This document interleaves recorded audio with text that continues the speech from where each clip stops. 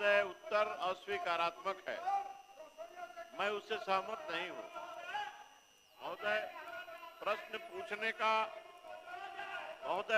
पूछने का मूल उद्देश्य मेरा यही है कि 15 नवंबर से जनवरी मध्य तक पैक्सों और व्यापार मंडलों के द्वारा किसानों से धान की खरीदारी 1/3 हुई,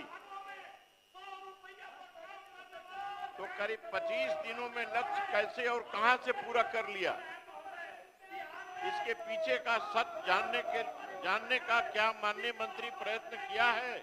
एक बोल देते हैं। और भी क्या सही है कि लक्ष्य पूरा बिचौलियों और मिलर से धान खरीद कर पूरा किया जाता है? एमएसपी का पैसा किसानों के जेब में जाने के बजाय बिचौलियों और मिलरों के जेब में जाता है, ये सही है? ये सच जानने का प्रयत्न किया है? बैठ जाइए, गला बच जाएगा आपका, बैठ जाइए ना, हमको आपके गला की चिंता लगी रहती है, बैठ जाइए। महोदय, माननीय मंत्री, खंड का उत्तर अस्वीकारात्मक है।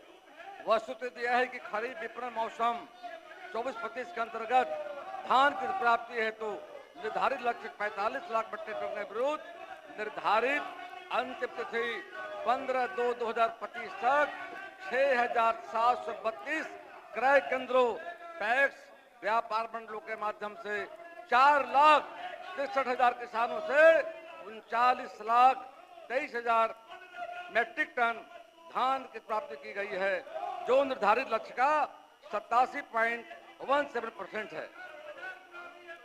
एक और पूछिए, 2 पूछ चुके आप। हाँ, जब किसानों का धान, किसान अपना धान लेकर के आता है, उस समय ये खरीदारी होती नहीं।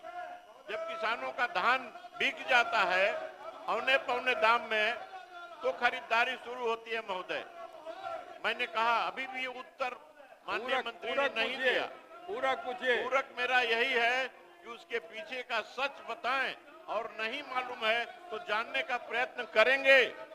बैठिए माननीय मंत्री। महोदय, मुझे बताते बार प्रसन्नता हो रही है, पिछले वित्तीय वर्ष महोदय 66% हुआ था। हमारे माननीय मुख्यमंत्री नीतीश कुमार जी की अगुवाई में चालू वित्तीय वर्ष में हम लोगों ने महोदय 87% धान की प्राप्ति कब तक लक्ष्य प्राप्त किया है। ये नीतीश कुमार की सरकार किसानों की सरकार है, गरीबों की सरकार जाकर के है, और माननीय मुख्यमंत्री जी के द्वारा लगातार हम सबों के नेतृत्व में, मतलब जो आज किसानों को 48 घंटे के अंदर महोदय 48 घंटे में 4,63,000 किसानों के खाते में राशि भेजने का काम किया गया है। कोई उनका सवाल और है तो निश्चित तौर पर सरकार विचार करेगी। तारकिशोर जी।